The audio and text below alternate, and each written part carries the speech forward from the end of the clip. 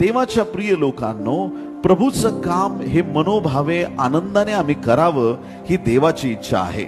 आणि हे काम करीत असताना ज्यावेळेस तुम्ही तुमच्या वैयक्तिक जीवनामध्ये, मंडळीच्या कामामध्ये किंवा कुठल्याही प्रकारे एखाद्या कामात तुम्ही हात घालता, तुम्हाला सुरुवातीलाच माहित पाहिजे की माझा प्रभू या कामात मला यश देणार आहे।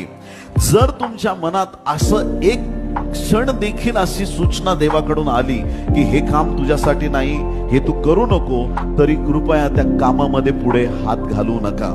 आम्हाला देवाच्या योजना कळणं गरजेचं आहे।